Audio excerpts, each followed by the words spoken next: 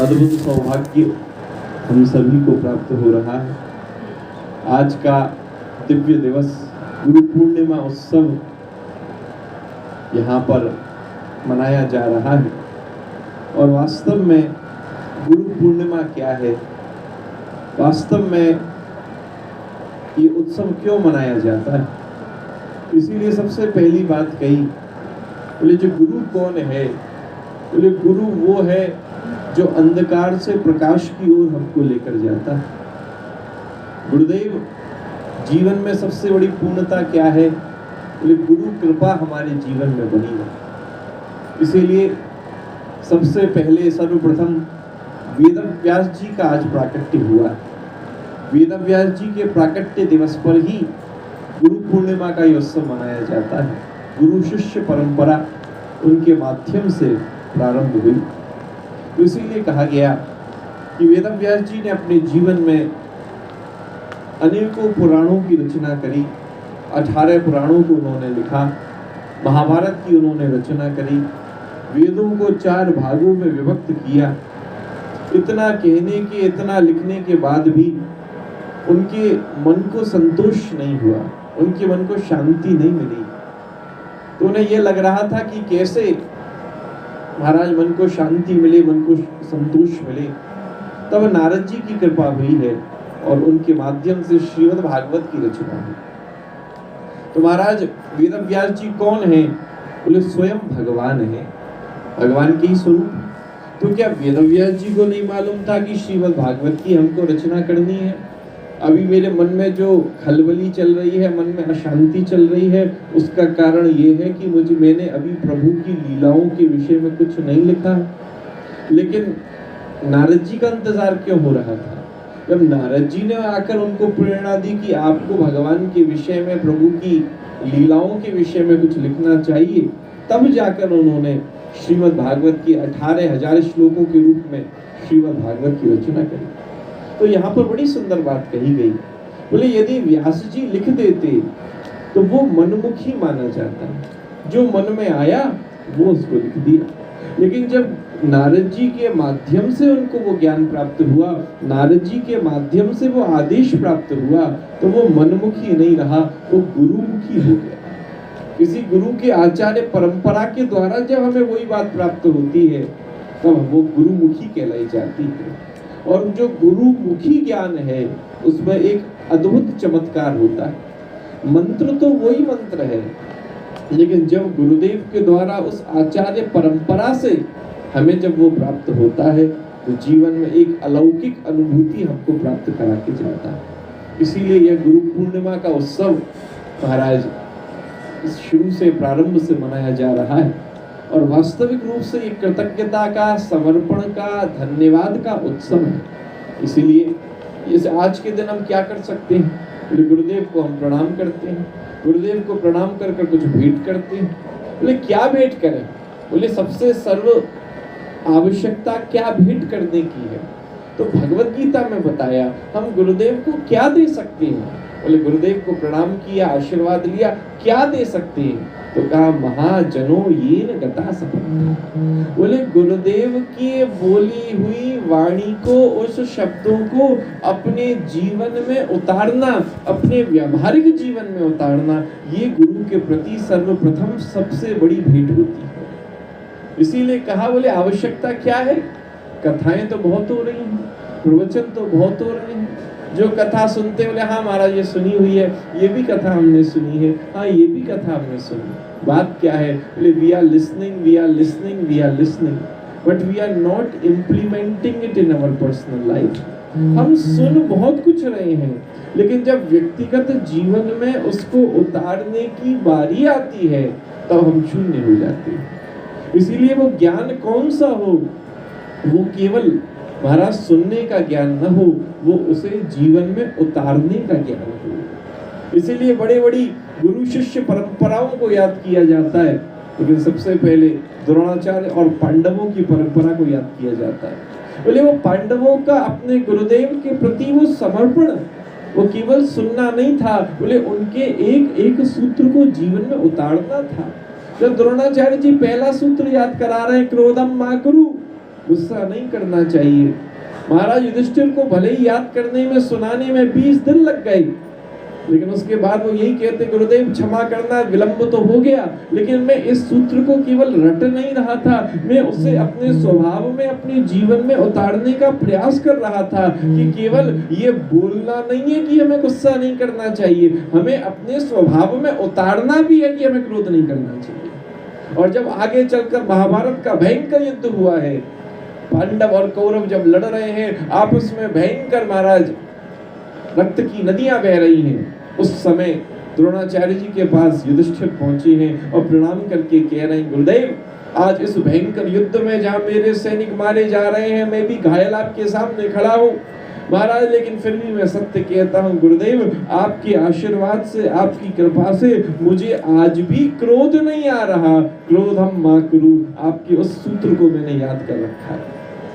द्रोणाचार्य जी तुरंत आसन से, रथ से नीचे उतरे, हृदय से लगा दिया, बोले बहुत मुझसे पढ़े, लेकिन वास्तविक शिष्य ये युधिष्ठिर तुम हो, जिसने केवल सुना नहीं, मेरे जीवन के दिए हुए उस सूत्र को तुमने अपने स्वभाव में उतार लिया।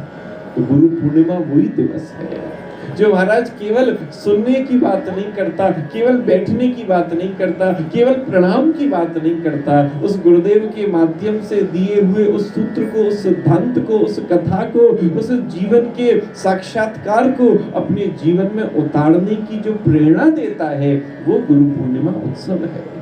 तो इसीलिए सबसे पहली बात क्या है, गुरु का काम क्या है? बोले गुरु का काम तो केवल और केवल गोविंद से जोड़ना है। गुरु के शरीर में शक्ति नहीं है, आज शरीर है कल नहीं है।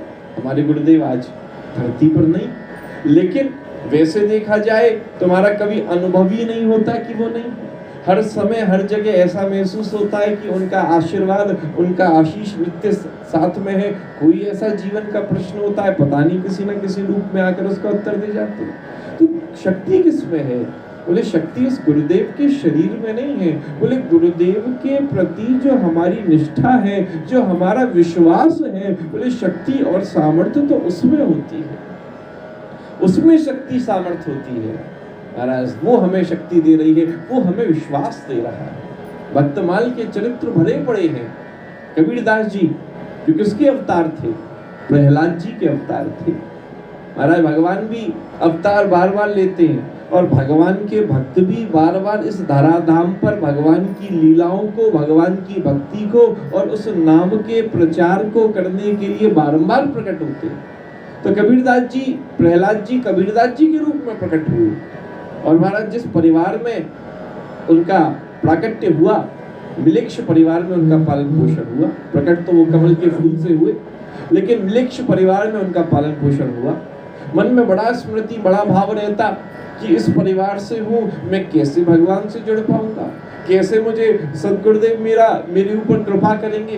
बारंबार प्रार्थना करते, कैसे मेरे ऊपर कृपा होगी, कैसे वो राम नाम मेरे जीवन में आएगा, क्या करूं। बार बार आंखों में आंसू भरकर रोते थे। और ऐसी जब गुरु के प्रति उनकी खोज जब प्रारंभ हुई कि कहाँ जाऊं, कहाँ ठिकाना मिले, कहाँ ठौर मिले, उसी समय आकाशवाणी हुई, बोले चिंता मत करो, तुम्हें गुरु काशी में अवश्य प्राप्त होंगे। और हमारा उसी समय महाराज दिव्य रूप से जगत गुरु रामानंदाचार्य जी से तुम दीक्षा लेकर आज्ञा हो गई।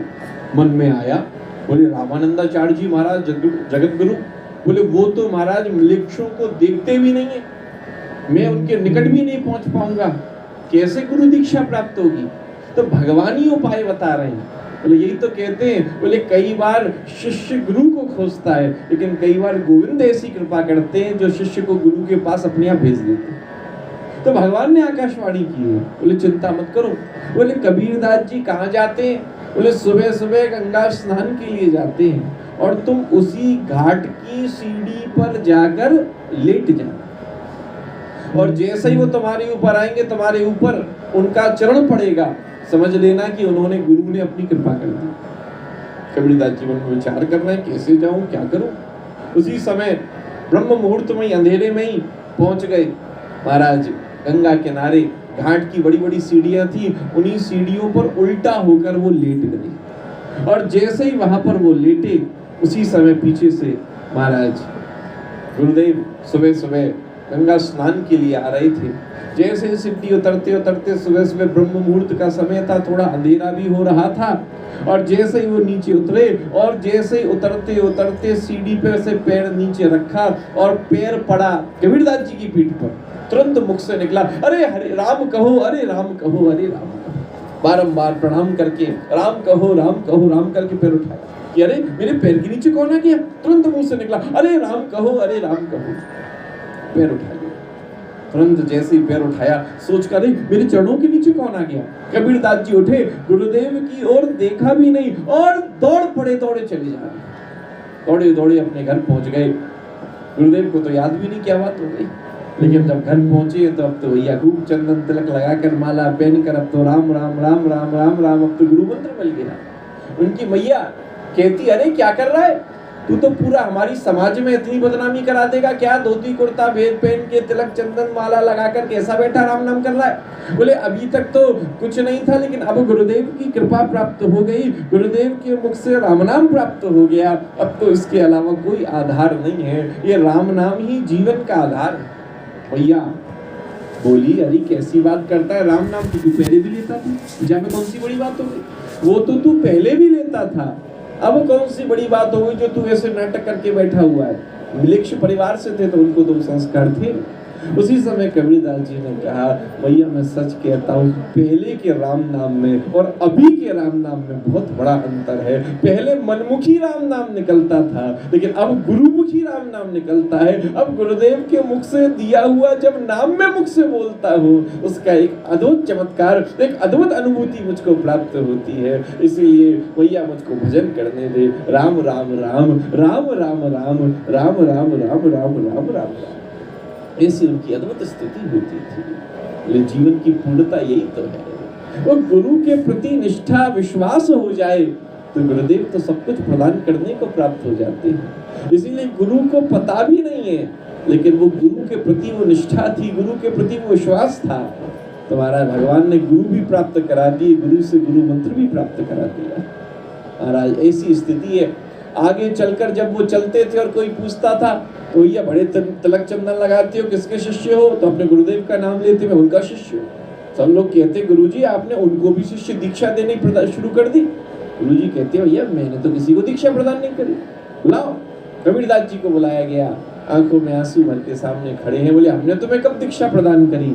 उसी समय बताया, बोले महाराज दीक्षा आपने प्रदान तब करी थी जब आप गंगा स्नान के लिए सुबह जा रहे थे, और चरण जब पड़ा था वो किसी और के ऊपर नहीं पड़ा था, मेरे ही ऊपर पड़ा था। तभी आपके मुख से बोले अच्छा, और मुख से जब राम कहो निकला, तो गुरु के मुख से भगवान का नाम निकल जाए, इससे बड़ा गुरु मंत्र क्या हो सकता है।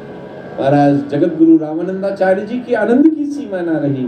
उसी समय जो उनकी हजारा माला थी, 1000 माला से वो जब कर, वही तो 108 मनकों की माला है, 1000 माला जो हजारा माला थी वो अपनी माला उतार कर कबीरदास जी को प्रदान कर दी। बोले भैया तुम्हारी इतनी निष्ठा, इतनी भक्ति, इतना विश्वास, मैं तुम्हें अपना भजन प्रदान करता हूँ। तो जीवन की पूर्णता क्या है? ये जीवन की पूर्णता यही है। बारंबार भले श्रीमद् भागवत जी को देख लीजिए, भले ही रामायण को देख लीजिए, यही कहा, बोले बिना महत पाद रजो भिषेकम। बोले जब तक हम जीवन में झुकना नहीं सीखेंगे, जब तक जीवन में वो समर्पण का भाव हमारे अंदर नहीं आएगा, बोले उस गुरु कृपा का हम अनुभव नहीं कर पाएंगे। बोले गुरु क्या सिखा रहे हैं? बोले गुरु जीवन में वो झुकना ही तो सिखा रहे हैं। वो हम जीवन में झुकना ही तो सीखे, वो जीवन में समर्पण ही तो हम सीखे हैं। वो ना आया तो भैया क्या आएगा। इसीलिए कहा, बोले भैया कथा सत्संग गुरु कृपा क्या सिखा रही है? बोले जीवन में बस यही सिखा रही है।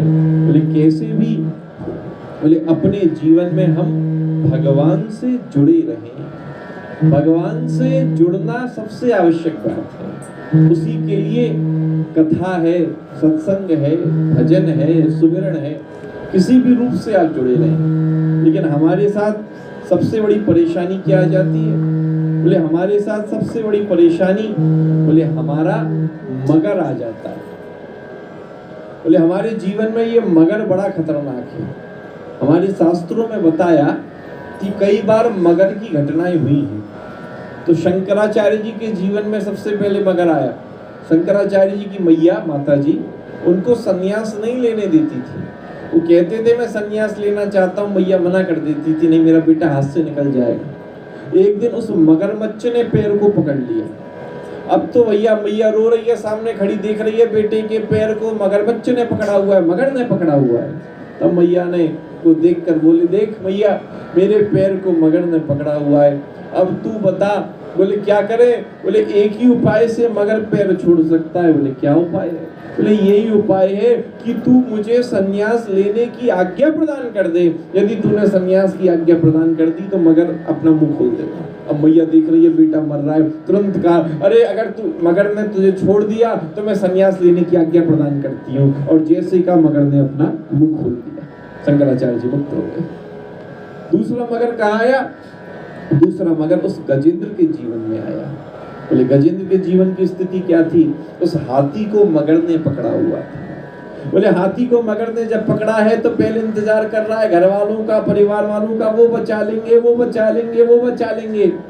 लेकिन सब देखते रहे और जब सब उसको छोड़कर चले गए तब मन में आया कि स्थिति जीवन की वास्तविकता क्या है। हमारा सुख के सब साथी दुख का न कोई।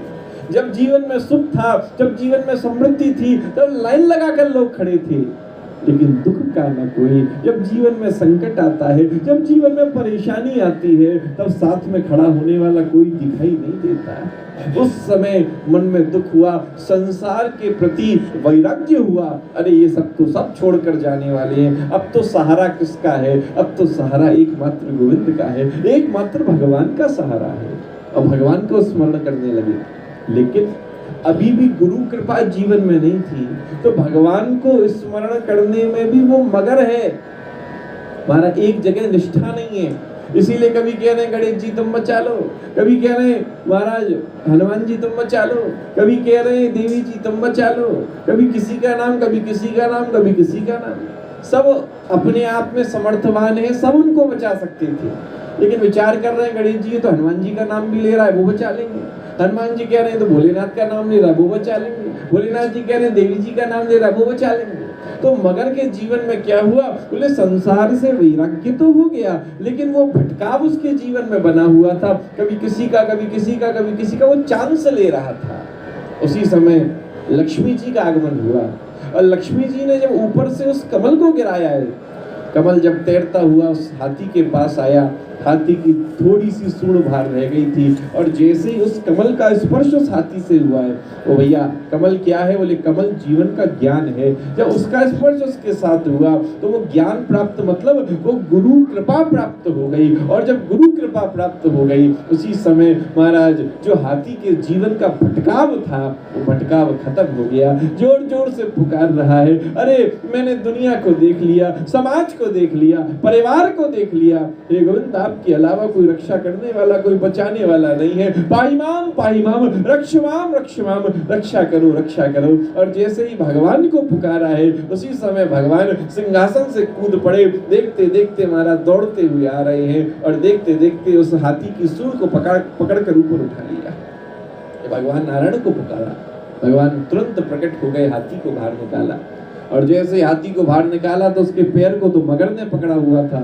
बोले भैया हाथी तो हमारा दास है, लेकिन मगर तो दासानुदास है, इसने तो भैया हमारे भी दास के पैर को पकड़ा हुआ है। तो पहले मगर के ऊपर कृपा करी और फिर उस हाथी के ऊपर कृपा करी। तो भैया वो हाथी के जीवन में भी मगर था, वो भटकाव था, लेकिन जब गुरु कृपा जीवन में हुई तो भैया जीवन में एक बुद्धि स्थिर हो गई।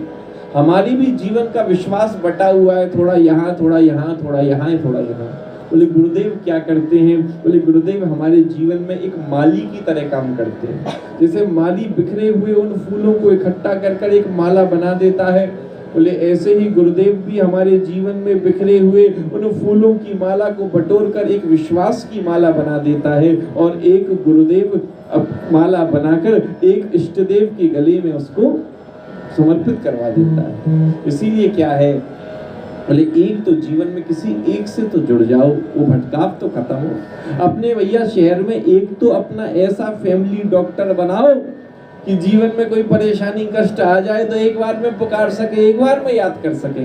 तो कोई तो फैमिली डॉक्टर अपना बनाओ। इसीलिए गुरुदेव कौन होता है? बोले जीवन का वो फैमिली डॉक्टर होता है। जे उसके जीवन में कैसे भी अगर मगर क्यों ना आ जाए, लेकिन गुरुदेव के प्रति निष्ठा है और उनके दिखाए हुए उस गोविंद के मार्ग की ओर चल रहे हैं, तो जीवन में कभी भटकाव नहीं आ सकता। तो दूसरा मगर ये आया जो उस हाथी को पकड़ा हुआ था, और तीसरा मगर जो हम सबके जीवन में आता ही रहता है। हम सबके जीवन में मगर ही तो है जो हमें अध्यात्म के पथ पर नहीं चलने देता, जो हमें धर्म नहीं करने देता। इस मगर ने ही तो हमें पकड़ा हुआ है। हम सबसे कहते हैं अरे बड़ा समय हो गया, अरे वृंदावन आओ तो सही। आप कहते हो महाराज जी वृंदावन तो जरूर आते, मगर गर्मी बहुत है, गर्मी बहुत है, अभी ना मौसम ठीक हो जाए तब वृंदावन आएंगे। हमने कहा भैया अब तो वृंदावन आ जाओ। बोले आप तो जाते महाराज जी, मगर बच्चों के एग्जाम चल रहे हैं। हम कहते भैया अब तो आ जाओ। बोले महाराज जी आ तो जाते, मगर घुटने बड़े परेशान कर रहे हैं। तो भैया हमारे जीवन का जो मगर ही तो है जो हमें आगे नहीं बढ़ने दे रहा है। इसीलिए तो कहा इस मगर ने सबके पैरों को पकड़ा है, शंकराचार्य जी के चरणों को भी पकड़ा है, मगर ने हाथी को भी पकड़ा है, मगर ने हमें भी पकड़ा हुआ है। ये मगर तो भैया ये क्या है? बोले भगवान की ये माया है जो मगर के रूप में हमें पकड़ लेती है। दुनिया के कामकाज में, दुनिया के व्यवहारिक पक्षों में ये मगर नहीं आता। किसी की शादी का कार्ड आ जाए तो भैया ये दिमाग ये लगता है कौन पहुंचे, हम नहीं जा रहे तो बेटा चला जाए कि भाई चली जाए कि पत्नी चली जाए, परिवार का कोई ना कोई प्रतिनिधि तो पहुंचना चाहिए। लेकिन ये भाव हमारा क्या वृंदावन के प्रति नहीं आता कि वृंदावन से ठाकुर जी का बुलावा आया है, महाराज गुरु आश्रम से संदेश आया है, तो भैया हमारी भी जिम्मेदारी बनती है व्यवहार पक्ष में हम कितने कुशल हैं कि नहीं भैया हम कोई ना कोई तो पहुंच जाए, कोई तो चला जाए। तो लेकिन आध्यात्मिक पक्ष में हम कमजोर कैसे होते हैं कि नहीं ठाकुर जी का बुलावा आया है, अरे कोई तो पहुंच जाओ, अरे हम चले जाए, अरे नहीं बेटा चला जाए, नहीं पत्नी चली जाए, नहीं बच्चे चले जाए, अरे कोई तो पहुंचकर हमारी तरफ से ढोक लगा दे, हमारी तरफ से ठाकुर जी को हमारा संदेश दे दे। तो वो जो अपनत्व का भाव है ये वो होना आवश्यक है। इसीलिए तो कहते हैं बोले गुरु क्या कर रहे हैं? बोले गुरु जोड़ने का प्रयास कर रहे हैं, गुरु नियम से जोड़ रहे हैं। जीवन की पूर्णता यही तो है। बोले आप कैसे भी उस नियम से आप जुड़ जाओ। भगवान तो बड़े सरल है, बड़े सहज है, लेकिन कलयुग में जितनी कृपा भगवान की हुई उतनी और युगों में ये नहीं हुई। इसीलिए कहते यत्फलम नास्ति तपसा न योगेन समाधिना तत्फलम लभते सम्यक कलो केशव कीर्तना। जो फल अन्य युगों में योग करने से, व्रत करने से, अनुष्ठान करने से, तीर्थाटन करने से, अनेक अनेक प्रकार से अपने शरीर को कष्ट देने से जो फल प्राप्त होता था, वो फल कलयुग में केवल और केवल कृष्ण नाम लेने से प्रकट हो जाता है। इसीलिए कहते हैं एक कृष्णेर नाम जीवेर जतोर पाप हरेर, जीवेर साध्य नहीं ततो पाप करते पारे। एक कृष्ण नाम मनुष्य के जितने पापों को नष्ट कर सकता है उतने पापों को करने की हमारे अंदर सामर्थ्य ही नहीं है। लेकिन भैया भाव के साथ, नियम के साथ, श्रद्धा के साथ हम उस कृष्ण नाम से, उस नाम से जुड़े तो सही, उसे अपने जीवन में आधार बनाए तो सही। एक स्थिति ये होनी तो चाहिए सब छूट जाए, हमारी वो नियम की माला ना छूटे, हमारा वो भजन न छूटे। प्रयास यही होना चाहिए। दुर्भाग्य हो जाता है घर में इतने ग्रंथ रखे हुए हैं, घर में माला झोली रखी है, सब ले आए हैं, लेकिन महाराज सालों साल हो जाते हैं माला किए हुए, पाठ किए हुए, सत्संग किए हुए। बहुत बड़ा दुर्भाग्य है। सतगुरुदेव कभी कभी सुनाते थे एक संत की कथा। जैसे एक संत किसी घर में पहुंचे और सेठ जी ने बुलाया था, वहां पहुंचे, थोड़ी देर बैठे, उन्होंने प्रसाद पवाया, खूब आशीर्वाद देकर गए। जब संत वहां से चले गए तो उनके बेटे ने पूछा सेठ जी से, बोले पिताजी एक बात कहें, बुरा मत मानिएगा। बोले बताओ। बोले मेरे सोफे पर यहाँ कुछ पैसे रखे थे, लेकिन जब से संत गए हैं वो गायब है, दिखाई नहीं दे रहे। सेठ जी ने बेटे को बहुत डांटा। बोले पागल हो गया, संत पर ऐसे दोष लगाता है। बोले तूने कहीं रख के भूल गया होगा। बोले नहीं यहीं रखे थे। उन्होंने डांटा, फटकारा, चुप करा दिया। एक साल बाद करीब फिर संत आए और भैया सेठ ने पहली बेटे से कहा, देख खबरदार तूने उस बारे में कोई चर्चा मत कर लेना उनसे। और उसी समय उनका स्वागत किया, बैठे। सेठ जी उनके प्रसाद की तैयारी के लिए रसोई में पहुंचे। लेकिन उनके बेटे के दिमाग में यही चल रहा था कि बोले पिछले साल की बात है और मैं पूछ नहीं पाया। और वो उनके पास पहुंचा और पहुंचकर पूछा, बोले गुरुदेव हमारा बुरा मत मानिएगा, एक बात बताऊं। बोले पिछले वर्ष भी आप आए थे, तब आप जहाँ बैठे थे बगल में ही मेरे कुछ पैसे रखे थे, लेकिन आप चले गए, लेकिन पैसे मिले ही नहीं, वो कहाँ गए, क्या आपने देखे थे? बस बुरा मत मानिएगा, मैं बस पूछना चाह रहा था। जैसे ही सुना, साधु की आंखों से आंसू बहने लगे और रोने लगे। इतने में सेठ जी आ गए। सेठ जी बोले, देख तूने पूछ लिया, मैं कह रहा था मत पूछियो, देख देख साधु को तूने आंखों में आंसू ले आया, देख उन्हें दुख पहुंचाया तूने, क्या जरूरत थी तुझको पूछने की? बार बार कहा। उसी समय संत बोले, मैं इसीलिए नहीं रो रहा कि इसने मुझसे कुछ पूछ लिया, इसका अधिकार है, इसने पूछा, मुझे उस बात का कष्ट नहीं है। बोले आप रो क्यों रहे हो? बोले रो तो मैं दूसरी बात पर रहा हूँ। बोले किस बात पर रो रहे हो? बोले ये बिल्कुल सही कह रहा है, जब पिछले वर्ष में आया था तो सोफे पर कुछ पैसे जरूर पड़े थे, अब मैंने कहा यहाँ बिखरे हुए हैं, कहीं नीचे ना गिर जाएं, कहीं खो ना जाएं, तो सामने देखा कि मैंने इसके शोकेस में सामने ग्रंथ रखा हुआ है, भागवत जी रखी हुई है, मैंने सोचा इन पैसों को उसी ग्रंथ में रख देता हूँ। अब सुबह शाम दिन में महाराज कम से कम एक बार या 2 दिन में एक बार तो ग्रंथ खोलते ही होंगे, और खोलेंगे तो वो पैसे भी अपने मिल जाएंगे। तो वो सारा पैसा मैं उस ग्रंथ में रख के गया था। अब रोना मुझे इस बात का आ रहा है, 1 साल हो गया तुमने अपने ग्रंथ को भी खोल कर नहीं देखा, 1 वर्ष हो गया तुम्हें इतनी फुर्सत ना मिली कि तुम खोलकर उसका दर्शन कर सको, उसका पठन कर सको। कष्ट मुझे इस बात का है कि जीवन में बोले हम ले सब आते हैं, जुड़ सबसे जाते हैं, लेकिन जब तक उसको अपने जीवन में व्यवहारिक रूप से उतारेंगे नहीं, बोले हमारा कल्याण कैसे हो सकता है? हम अच्छे से अच्छे डॉक्टर के पास पहुंच जाते हैं, बढ़िया से बढ़िया उससे दवाई पर्चे पर लिखवा लेते हैं, मेडिकल की दुकान पर जाकर दवाई खरीद भी आते हैं, लेकिन जब उस दवाई को खाने का नंबर आता है तो खाते नहीं, और फिर कहते हैं कि महाराज डॉक्टर तो ऐसा ही है। बोले जब तक उसको खाएंगे नहीं, जब तक जीवन में परिवर्तन कैसे आ सकता है, तब तक जीवन में कैसे प्रकाश हो सकता है? इसीलिए वो दवाई खाने का क्या मतलब है? बोले भैया हर गुरु की एक ही दवाई गुरुदेव प्रदान करते हैं। भैया वो कौन सी दवाई है? वो केवल और केवल कृष्ण नाम है, केवल भगवत नाम है। बोले उस नाम की शरण लेकर रखो, उस नाम का आसरा लेकर रखो, नाम को कभी मत छोड़ो, नाम तुम्हें कभी मत नहीं छोड़ेगा। इसीलिए तो भागवत में कहा, महाभारत में कहा, बोले जिसकी चिंता भगवान करते हैं, बोले उसे कुछ करने की आवश्यकता नहीं है।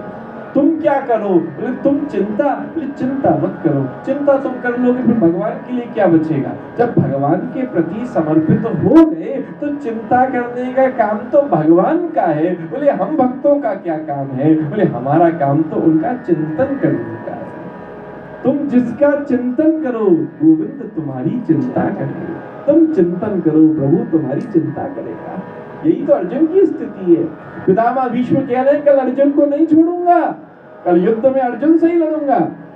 सब थर-थर कांप रहे, भैया क्या होगा अर्जुन का? पितामह भीष्म कह चुके हैं अर्जुन को कोई नहीं बचा पाएगा। इधर देखा तो अर्जुन खर्राटे मारकर सो रहा है, भगवान इधर से उधर पसीने खाकर चक्कर लगा रहे। भगवान ने कहा देखो इसे बिल्कुल चिंता नहीं है। तुरंत अर्जुन को उठाया, अरे तुझे बिल्कुल चिंता नहीं, कल पितामह भीष्म कह रहे हैं तुझसे युद्ध लड़ूंगा, तुझे नहीं छोड़ूंगा, तू खर्राटे मारकर सो रहा है, मैं इधर से उधर घूम रहा हूँ, तुझे बिल्कुल चिंता नहीं। अर्जुन मुस्कुराकर बोले प्रभु जिसकी चिंता आप कर रहे हो उसे भला चिंता करने की क्या जरूरत है? जिसकी चिंता में स्वयं गोविंद सच्चिदानंद परमेश्वर परमात्मा स्वयं इधर से उधर घूम रहे हो, उसको भैया क्या सोचने की जरूरत है? मैं क्यों चिंता में अपना दिमाग खराब करूं? मुझे तो प्रभु आपका चिंतन करना है, वो मेरा चिंतन है, तभी तो आप चिंता कर रहे हो। हम यही तो उल्टे हो जाते हैं। नेक जीवन में कोई समस्या आ जाए, नेक जीवन में थोड़ा कष्ट आ जाए, बोले हमारा शास्त्र कहता है, बोले अपना उस समय भजन बढ़ाओ, उस समय सेवा बढ़ाओ, उस समय सुमिरन बढ़ाओ, उस समय स्मरण बढ़ाओ। हम सब छोड़ देते हैं, केवल अपनी चिंता बढ़ा लेते हैं। चिंता बढ़ाने से क्या होगा? चिंता बढ़ाने से कुछ नहीं होना है। बढ़ेगा क्या? बढ़ेगा हमारा बीपी बढ़ेगा, क्या बढ़ेगा? हमारी डायबिटीज बढ़ेगी, क्या बढ़ेगा? हमारा कोलेस्ट्रॉल बढ़ेगा, क्या बढ़ेगा? हमारा डिप्रेशन बढ़ेगा, क्या बढ़ेगा? हमारा स्ट्रेस लेवल बढ़ेगा। चिंता से और कुछ बढ़ने वाला नहीं है। लेकिन भैया जब हम प्रभु का भजन शुरू कर देते हैं, प्रभु का स्मरण कर देते हैं, समर्पण भाव से अपने भजन की अपनी माला और बढ़ा लेते हैं, महाराज उस समय महाराज हमारे जीवन में वो शांति, जीवन में वो संतोष बढ़ता है, वो शांति बढ़ती है, वो हमारा उत्साह बढ़ता है और बड़ी से बड़ी परेशानी से हम निकल जाते हैं। इसलिए हमारा शास्त्र बार बार यही बात कहता है, प्रारब्ध को कोई नहीं बदल सकता, जो कुछ होना है वो होगा। बोले हमारा भजन क्या काम करता है? बोले भजन केवल इतना सा काम करता है, प्रारब्ध अनुसार घटना घटित होती है, लेकिन वो हमें इतना ऊपर उठा देता है कि हम उससे हमारे ऊपर वो बहुत ज्यादा हावी नहीं हो पाती, हमें कष्ट महसूस नहीं होता। घटना तो घटित होगी, प्रारब्ध घटना घटित कर रहा है, लेकिन ठाकुर जी की कृपा हमें फूल की तरह उठाते हैं और भैया उस समय से पार करा कर ले जाते हैं। जैसे एक भिखारी जिसकी जेब में महाराज 5-7 दिन भीख मांगता, तब मुश्किल से 100 रुपए इकट्ठा होता था। आज 100 रुपए इकट्ठा किया, बड़ा प्रसन्न था, देखो 100 इकट्ठे हो गए, और उसी समय उसकी जेब से चोरी हो गई। और जब चोरी हुए तो बिल्कुल पागल हो गया, हैरान परेशान, मेरे 100 रुपए चोरी हो गए। महाराज ऐसी उसकी स्थिति, ऐसा हैरान परेशान, 20 दिन तक चेहरा मुरझाया हुआ, मेरे 100 रुपए चोरी हो गए, मेरा 100 रुपए चोरी हो गया। समय निकला, प्रारब्ध अनुसार किस्मत बदली, बहुत बड़ा उसका स्वरूप हो गया, बहुत बड़ा काम उसका हो गया। महाराज आज उसकी जेब से 10,000 रुपए गिर गए, लेकिन उसके चेहरे पर शिकन नहीं आई। लेकिन क्यों? बोले अब कोई फर्क नहीं पड़ता, गिर गए ठीक है, फिर आ जाए। बोले भैया वही पहले जब 100 रुपए के मारे पागल हो रहा था, आज 10,000 गिर गए, फिर कोई फर्क नहीं पड़ा। बोले वो बड़ा हो गया। बोले ऐसे ही हमारा जीवन है, भजन भी हमें जब अंदर से बड़ा कर देता है तो बड़े से बड़े कष्ट आ जाते हैं, वो हमारे ऊपर हावी नहीं होते। इसीलिए कहते हैं दुख तो बिल्कुल एक मुट्ठी नमक की तरह है, उस एक मुट्ठी नमक को एक गिलास पानी में डाल दो, पूरा पानी कड़वा हो जाएगा, लेकिन उसी एक मुट्ठी नमक को आप तालाब में, झील में डाल दो, पूरी झील के पानी पर कोई अंतर नहीं पड़ेगा। ऐसे ही हमें दुख तो उस मुट्ठी नमक के समान सीमित है, आपके ऊपर निर्भर करता है। अपने आप को एक गिलास ऑफ वाटर छोटा बना दोगे तो वो थोड़ा दुख भी हमारे ऊपर ऐसा हावी हो जाएगा कि पागल हो जाओगे, लेकिन अपने आप को जब हम विराट बना लेते हैं, अपने आप को बड़ा बना लेते हैं, तो भैया वो दुख हमारे जीवन पर कोई हावी नहीं हो पाता। इसीलिए कहते हैं आवश्यकता किसकी है? बोले जरूरत किसकी है? बोले जरूरत केवल और केवल उस विश्वास की है, केवल और केवल अपने आप को प्रभु से जोड़ने की है। इसीलिए कहते हैं रामानुजाचार्य ने अपने शारीरिक भाष्य में इसी बात को कहा, बोले प्रपत्ति योगम परम। बोले जीवन का सबसे बड़ा योग क्या है? बोले जीवन का सबसे बड़ा योग यही है कि किसी भी योग से हमारा भगवान से संयोग हो जाए, किसी भी योग से हम भगवान से जुड़ जाएं, तो स्मरण प्रभु का बना रहे, इससे बड़ी बात नहीं हो सकती। लेकिन हमारे जीवन की स्थिति परिस्थिति कैसी होती है, जब कष्ट आता है तब तो प्रभु याद आते हैं, लेकिन जब सब बढ़िया चल रहा होता है सबसे पहले हम भगवान को ही भूल जाते हैं। इसीलिए तो कहते हैं जब कष्ट आता है, जब गुरुजी के पास पहुंचते हैं, गुरुजी बर्बाद हो गए, क्या करें? गुरुजी भगवत प्रेरणा से कहते हैं भैया लाभ हानि जीवन मरण यश अपयश विधि हाथ। और ये तो विधि के हाथ में है, लाभ होगा या हानि होगी, जीवन होगा या मरण होगा, यश होगा या अपयश होगा, ये भैया किसी के हाथ में नहीं है, तो विधि के हाथ में, प्रारब्ध के हाथ में। भैया तो हमारे हाथ में गुरुजी क्या है? गुरुजी ने कहा तुम्हारे हाथ में तुम्हारा भजन है, तुम्हारे हाथ में तुम्हारा सुमिरण है, प्रभु का स्मरण है। हमारे साथ उल्टा हो जाता है, जो विधि के हाथ में उसे अपने हाथ में लेना चाहते हैं, लाभ हम कमा लें, महाराज जीवन मरण से हम पार हो जाएं, यश अपयश से हम ऊपर पहुंच जाएं, बोले वो तुम्हारे हाथ में नहीं, वो विधि के हाथ में। जो हमारे हाथ में है, हमारा भजन, हमारा सुमिरण, हमारा दर्शन, उसे हम भगवान के ऊपर छोड़ देते हैं। अब भगवान को कथा करानी होगी तो करा लेंगे, भगवान को भैया बुलाना होगा वृंदावन तो बुला लेंगे, ठाकुर जी को माला करानी होगी तो करा लेंगे। भैया वो तो सब सिचुएशन प्रदान कर रहे हैं, आपको अपने ऊपर अपने आप को आगे बढ़ाना है। जब तक आप प्रयास नहीं करोगे वो काम नहीं हो सकता। यही तो होता है। और जब रुपए पैसे का नुकसान होता है, धन का नुकसान होता है, तब गुरुजी के पास पहुंचते आंखों में आंसू लेकर, गुरुजी नुकसान हो गया। गुरुजी भगवत प्रेरणा से ठाकुर जी का नाम लेने की प्रेरणा देते हैं। धीरे धीरे समय निकला, वही व्यक्ति जो रोता हुआ पहुंचा था, बहुत बड़ा व्यापार खड़ा कर लिया। आज फिर गुरुदेव उससे मिले कई साल बाद। भैया क्या चल रहा है? बोले गुरुदेव आपके आशीर्वाद से बहुत बड़ा व्यापार पहले से भी 10 गुना ज्यादा हो गया। अच्छा, बड़ी अच्छी बात है। कितनी माला बढ़ी, कितना पाठ बढ़ा, कितना सुमिरन बढ़ा? बोले गुरुजी सही कहता हूँ, अब तो सब छूट गया। बोले पहले तो बात अलग थी, अब तो समय ही नहीं है। वहाँ की मीटिंग, वहाँ की फैक्ट्री, वहाँ का व्यापार, वहाँ का धंधा। गुरुजी की आंख में आंसू आ गए। ये देख कितना दुर्भाग्य है, जब तेरे पैसों का नुकसान हुआ उस समय तेरी आंखों में आंसू थे। आज तेरे धर्म का नुकसान हो रहा है, तेरे भजन का नुकसान हो रहा है, तेरे सुमिरन का नुकसान हो रहा है, अब तेरी आंखों में आंसू नहीं है। वो मन में चुभनी चाहिए कि आज हमारा सत्संग छूट गया, आज हमारी माला छूट गई, आज हमारा भजन छूट गया, इस महीने, इस साल हम वृंदावन नहीं जा पाए। वो मन में टीस आनी चाहिए। दुनिया के लिए टीस आती है कि वहाँ के ब्याह में ना जा पाए, वहाँ के जन्मदिन में ना जा पाए, भैया वहाँ डिनर पर ना जा पाए। लेकिन प्रभु के लिए टीस क्यों नहीं आती कि वो मंदिर में नहीं जा पाए, उस उत्सव में नहीं जा पाए, वो पाठ में नहीं जा पाए? बोले वो शास्त्र यही बार बार कह रहा है। बोले वो टीस होनी जरूरी है, मन के कोने से वो आवाज आनी चाहिए। उसी को कहा गया सेल्फ रियलाइजेशन। अंदर से वो रियलाइजेशन होना चाहिए। शास्त्र ये कह रहा है आप गलत कर रहे हो, कोई बात नहीं, गलत करते रहो, लेकिन मन में ये भाव आनी चाहिए कि भैया हमसे गलत हो रहा है। जब मानोगे तभी तो उसको संभालने का और सुधारने का उसको प्रयास करोगे। इसीलिए बारंबार सत्संग कथा यही कह रही है। बोले हमें क्या कर रही है? बोले हमें जगाने का प्रयास कर रही है। इसीलिए तो कहते हैं जगत जग जग। बोले क्या कर रहे हैं? बोले बार बार जगाने का प्रयास कर रहे हैं। बोले अब तो जग जाओ, अब तो जग जाओ, अब तो जगत जग का मतलब जगने का ही तो प्रयास है। अब तो वो जागृति हमारे अंदर आ जाए। जागृति का अर्थ क्या है? जीवन के 20 साल, जीवन के 50 साल, जीवन के 70 साल निकल गए, अब तो हम जागृत हो जाएं। अपना सेल्फ एनालाइज हम अपने आप को करें कि हमारा कितना भजन बढ़ा, हमारा कितना जीवन में धैर्य बढ़ा, हमारी कितनी जीवन में वो शांति बढ़ी, हमारे जीवन में कितनी प्रसन्नता बढ़ी, हमारे जीवन में कितना उत्साह बढ़ा। इसका हम स्वयं अपने आप का एनालाइज भी तो हम स्वयं करें अपने आप को देखकर।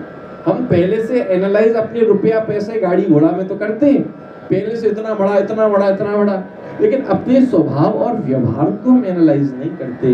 केवल यही करने की आवश्यकता है। विचार तो करो हमारा भजन कितना बढ़ गया, हमारा सुमिरन कितना बढ़ा, हम और अधिक प्रभु से जुड़ पा रहे हैं कि नहीं जुड़ पा रहे। तो सत्संग ये बार बार हमें जीवन का दर्पण दिखा रहा है, जीवन का मिरर दिखा रहा है। बोले अब तो अपने आप को अपना दर्शन कर लो। बोले हमारी स्थिति क्या है? इसीलिए कहा सत्संगति कथय किम न करोति पुंसा। इसीलिए प्रभु की प्राप्ति का सबसे सरल, सबसे सहज यदि कोई उपाय है तो भैया वो सत्संग ही है। इसीलिए जीवन में किसी भी रूप से भैया हम नियम के साथ सत्संग से जुड़े रहे। अब भैया नियम से कैसे जुड़े?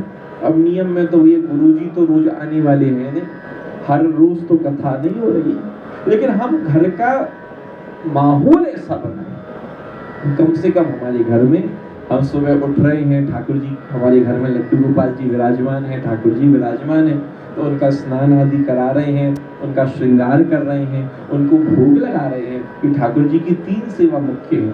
सब अब राधारमणीय हैं, राधारमण जी से सब जुड़े हुए हैं। हम राधारमण जी के गोस्वामी हैं, आचार्य हैं। तो राधारमण जी में भी हमारी 3 सेवा मुख्य है। कौन कौन सी? भोग सेवा, राग सेवा और श्रृंगार सेवा। ठाकुर जी को तीनों सेवा बड़ी पसंद है। बढ़िया से बढ़िया, सुंदर से सुंदर ठाकुर जी का श्रृंगार होता है। श्रृंगार से ठाकुर जी बड़े प्रसन्न होते हैं। भैया भोग सेवा, खाने पीने के ठाकुर जी बड़े शौकीन है। दिन में हमारा कितनी बार ठाकुर जी को 4-4 बार 5-5 बार ठाकुर जी को भोग लगता है। कितना ठाकुर जी को बार-बार भोग लगता है। खाने पीने की खूब शौकीन है। और भोग के साथ राग सेवा। बोले कैसे राग सेवा हो रही है? बोले भैया ठाकुर जी को केवल भोग नहीं लगाया जाता, उसके साथ राग भी गाए जाते हैं। लड्डू कचौड़ी रखा नहीं है, उसके राग भी गाए जा रहे हैं। मंदिर में आप देखते हो भोग जब लग रहा होता है तो वहां पर गा रहे होते, लड्डू खाओ, मछली खाओ, कचौड़ी खाओ, गा गा कर उनको पवाया जाता है। तो ठाकुर जी तो भावग्राही जनार्दना है। भाव से जब हम गाते हैं, भाव से जब भोग लगाते हैं, भाव से जब श्रृंगार करते हैं, वही ठाकुर जी स्वीकार करते हैं। इसीलिए भाव यही रखें कि भैया प्रभु के प्रति बढ़िया श्रृंगार, ठाकुर जी का रूप बढ़िया भोग लग रहा है, उसी को हम प्रसाद रूप में हम पाते हैं। तभी हमारी मन बुद्धि स्थिति बदलती है। क्योंकि हमारे वेदों में क्या कहा, अन्न मयो ही पुरुषः, अन्न से ही मन का निर्माण हो रहा है। इसीलिए कहते हैं जैसा खाओ अन्न वैसा रहे मन। तो इसीलिए भैया भोजन मत करो, बोले क्या पाओ, बोले प्रसाद पाओ। जो ठाकुर जी को अर्पित हो गया उसको जब स्वीकार करते हो तो भैया वो प्रसाद हो जाता है। तो केवल खाद्य सामग्री में नहीं, जीवन की हर स्थिति परिस्थिति में अपने आप को भगवान के साथ जोड़ दो। भगवान यही तो कह रहे हैं, कर्मण्येवाधिकारस्ते मा फलेषु कदाचन। बोले भैया कर्म कल, फल की इच्छा मत करे। तो जैसी ये बात भगवान ने कही, बोले फल को मुझे समर्पित कर दे। तो सामने वाले ने कहा प्रभु कैसी बात करते हो? बोले या तो जब फल हमें मिलना ही नहीं है तो हम कर्म क्यों करें, हम कर्म भी नहीं करेंगे। दूसरे ने कहा बोले फल यदि कर्म करेंगे तो फल भी हम ही लेंगे। तीसरे ने कहा बोले प्रभु ऐसा है, एक बात हम याद कर लें। बोले भैया एक बात को आप समझ लीजिए, बोले कर्म तो हम करेंगे लेकिन भैया फल भी हम ही लेंगे। इस बात को जब कहा उसी समय महाराज चौथी बात आई कि भैया उस भगवान ने कहा बोले देख कर्म कर लेकिन फल को मुझको ही समर्पित कर दे। उसने कहा बोले प्रभु कर्म करें फल को आपको ही समर्पित कर दे तो आप क्या करोगे? बोले भैया फल में भी बहुत सारी चीजें, वस्तु पदार्थ ऐसे होते हैं जो त्यागने योग्य होते हैं, जो खाए नहीं जाते। अब आम आया, अब आम को तो खाया जाता है लेकिन आम के अंदर की गुठली को नहीं खाया जाता, आम के ऊपर के छिलके को नहीं खाया जाता, उसको फेंक दिया जाता है। बोले ऐसे ही जीवन में भी बहुत कुछ हमें मिलता है जो हमारे साथ धन के साथ विकार भी लेकर आता है। आप देखते हो घर में पैसा तो आ गया लेकिन समस्याएं भी 50 आ गई, बीमारी भी आ गई, झंझट भी आ गए, विकार भी आ गए, विकृति भी आ गई। तो भैया पैसा तो आया लेकिन भैया साथ में विकृति भी लेके आया। लेकिन जब हम उसको प्रभु को समर्पित कर देते हैं, भगवान कहते हैं जब तुम फल को भी मुझको प्रदान कर देते हो तो मैं क्या करता हूँ?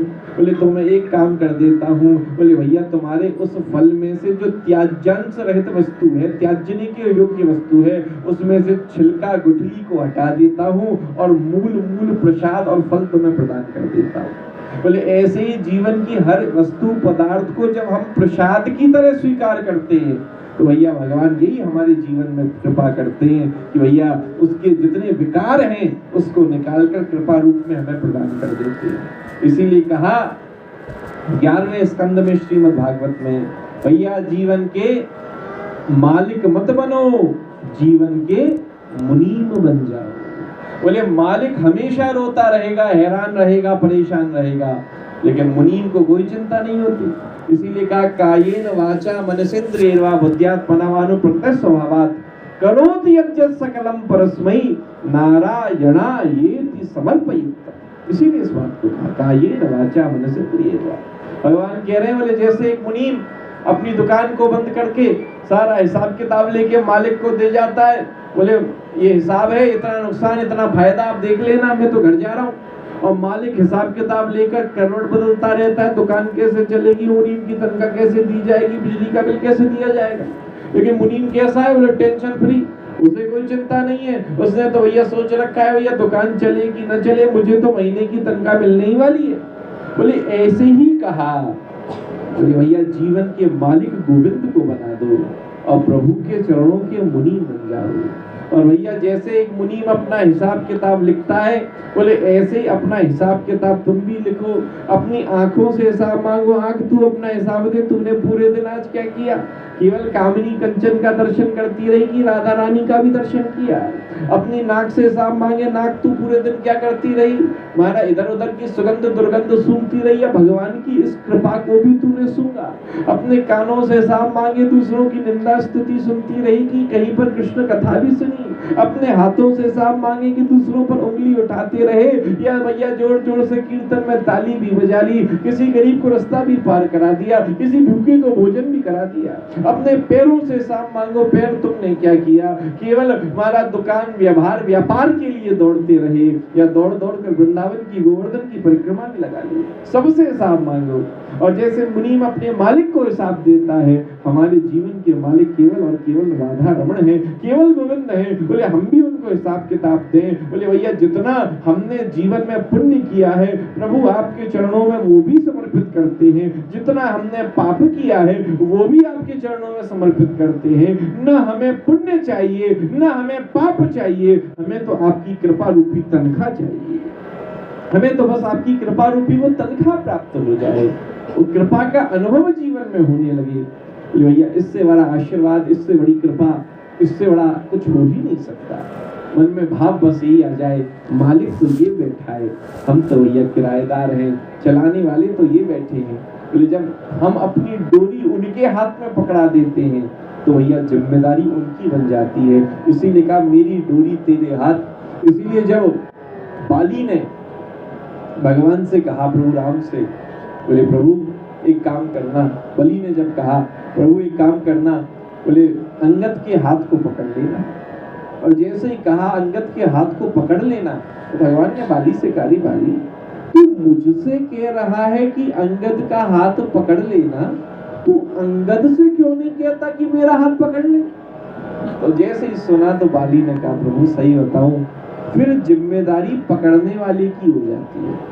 यदि अंगद ने आपका हाथ पकड़ा तो जिम्मेदारी अंगद की है कि हाथ छूट ना जाए, लेकिन यदि आपने हाथ पकड़ा तो जिम्मेदारी आपकी हो जाएगी कि वो ना छूट जाए। इसीलिए कहते हैं ना, मैया जैसे मेले में जाती है तो यदि मैया ने बच्चे का हाथ पकड़ा हो तो जिम्मेदारी माँ की होती है कि बच्चा छूट ना जाए, और बच्चे ने यदि मैया का पल्लू पकड़ा हो तो जिम्मेदारी बच्चे की हो जाती है कि मैया का हाथ पल्लू ना छूट जाए। इसीलिए भैया जीवन की पूर्णता यही है, हम भगवान की ओर बढ़े, हम प्रभु का हाथ पकड़े, सबसे अच्छी बात है। लेकिन उससे भी सर्वोत्तम बात क्या है कि हमारे जीवन में इतना भजन समर्पण, इतनी सेवा हो जाए कि महाराज हम हाथ ना पकड़े, ठाकुर हमारा हाथ पकड़ ले। अब वो हमारा हाथ पकड़ता है तो जिम्मेदारी उनकी हो जाती है कि हमारे जीवन में वो भटकाव ना आए, हमारे जीवन में वो महाराज कोई विफलता ना हो, हमारे जीवन में किसी प्रकार का वो ठहराव न हो, हमारे जीवन में वो सरसता, वो शांति, वो जीवन में महाराज दिव्य रूप से सरलता बनी रहे, ये उनकी ऊपर जिम्मेदारी हो जाती है। इसलिए हमारे शास्त्रों ने बार बार इसी बात को कहा, आवश्यकता क्या है? बोले आवश्यकता है प्रभु से जुड़ो। बोले कैसे जुड़ेंगे? बोले धैर्य के साथ जुड़ो। जिसके जीवन में धैर्य नहीं है वो भैया धर्म नहीं कर सकता। आज के समय में बहुत ज्यादा सबका भटकाव होता जा रहा है। हम गुरु बदल रहे हैं, हम ग्रंथ बदल रहे हैं, हम पंथ बदल रहे हैं। बोले क्यों? क्योंकि जीवन में भटकाव है, जीवन में धैर्य नहीं है। हर चीज हम तुरंत शॉर्टकट में चाहते हैं। हमारा शास्त्र कहता है भैया शॉर्टकट में कुछ नहीं मिलता।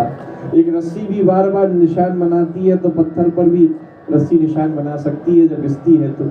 इसीलिए शॉर्टकट में कुछ नहीं है। हमें दुनिया से हम जोड़ते हैं। हमने ब्लिंकिट में ऑर्डर किया 20 मिनट में सामान आ गया, अमेज़न में ऑर्डर किया 20 मिनट में, आधे घंटे में आ गया। हम दुनिया से जोड़ते हैं भगवान को। हम सोच रहे हैं भैया हमने आज एक माला उठा ली, माला कर ली, अब तो हमारे सारे काम हो जाएंगे। भैया अपने जीवन में धैर्य के साथ भगवान का भजन करो।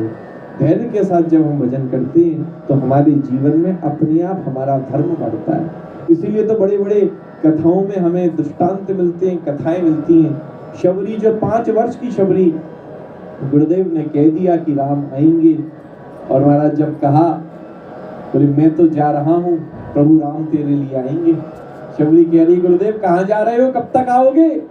बोले मैं उस यात्रा पर जा रहा हूँ जिस यात्रा पर लौट कर कोई नहीं आता। शबरी अपने गुरुदेव मतंग ऋषि से कह रही है गुरुदेव आपके जाने के बाद मैं कैसे रह पाऊंगी?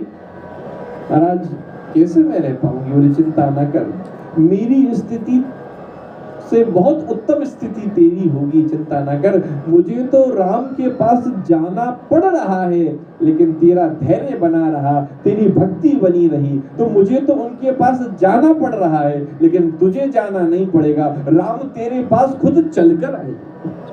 शबरी की बुरी तो स्थिति हुई। गुरुदेव कह गए राम आएंगे।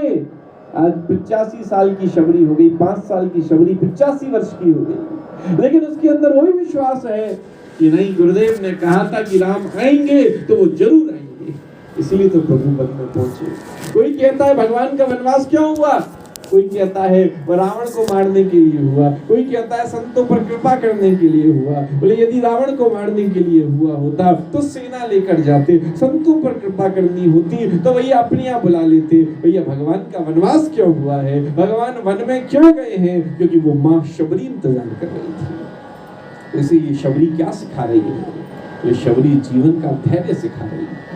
जीवन में बहुत जल्दी हम महाराज उस उत्तर तक पहुंचना चाहते हैं, बहुत जल्दी हम सोचते हैं कि हमें परिणाम मिल जाए, क्योंकि भैया हम कुछ और देख रहे हैं, भगवान कुछ और देख रहे हैं। इसीलिए हर जीवन के अमंगल में भी हमारा मंगल छुपा होता है।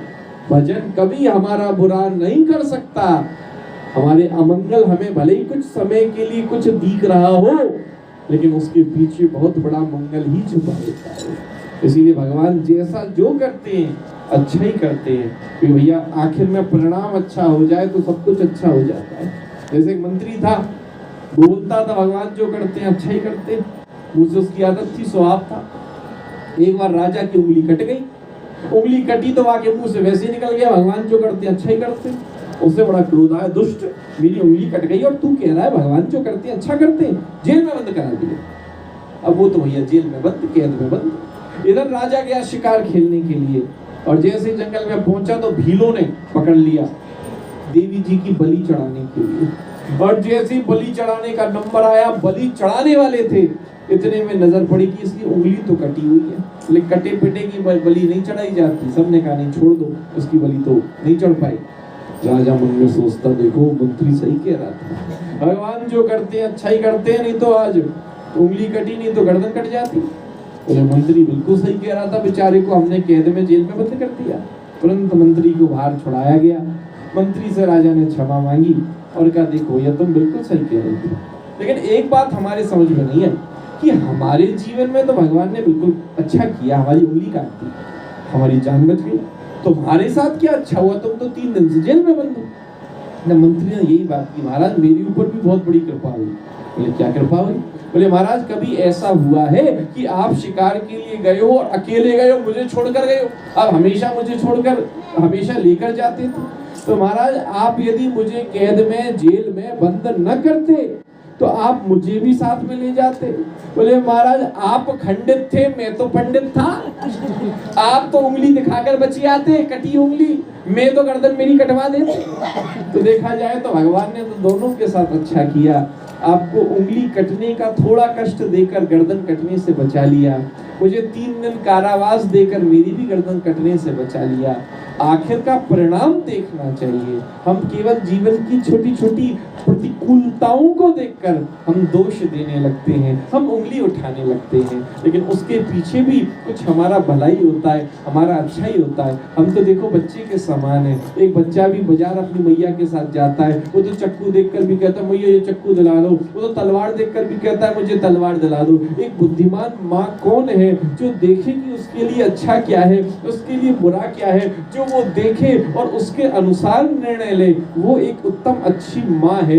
हम तो बच्चे की तरह जो अच्छा दिख जाता है उसी के लिए कह देते हैं प्रभु ये दिला दो, ये मिल जाए, ये हो जाए, लेकिन भगवान देख रहे हैं हमारे लिए अच्छा क्या है बुरा क्या है। हम जिद कर रहे हैं ये वाली गाड़ी मिल जाए तो बहुत अच्छा हो जाए, भगवान देख रहे हैं बोले आज मिलेगी तो कल एक्सीडेंट हो जाएगा, 6 महीना बाद मिलेगी तो बढ़िया चलेगी। हमारी सोच सीमित है, हम केवल अभी की खुशी, अभी की प्रसन्नता देख रहे हैं, प्रभु जीवन में हमारा भला आगे तक का देख रहे हैं। इसीलिए जो रामायण में कहा, जो नारद जी ने कहा, इस सूत्र को हमेशा जीवन में उतार कर रखो। प्रभु से मांगो तो क्या मांगो, प्रभु से केवल यही मांगो जो नारद जी मांग रहे हैं कि जेहि विधिनाथ होय हित मोरा।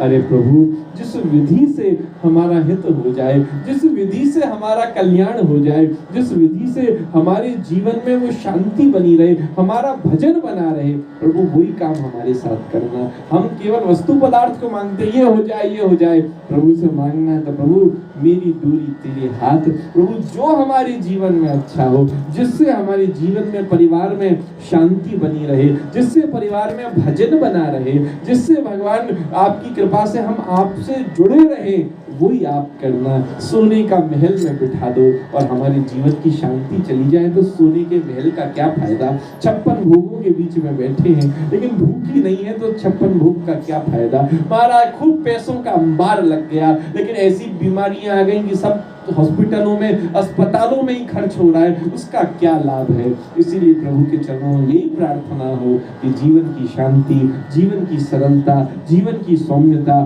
जीवन में प्रभु का स्मरण, हमारा भजन, हमारे परिवार की एकता बनी रहे।